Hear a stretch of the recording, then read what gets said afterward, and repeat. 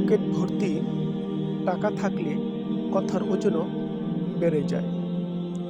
তখন ফালতু কথাও লোকে মন দিয়ে শোনে। তাই টাকা কামাতে শিখুন।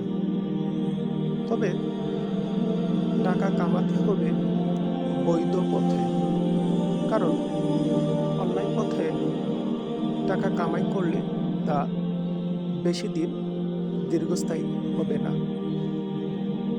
টাকা থাকলে সমাজে মানুষের কদর বাড়ে, এটাই বাস্তবতা বর্তমান সময়ের জন্য।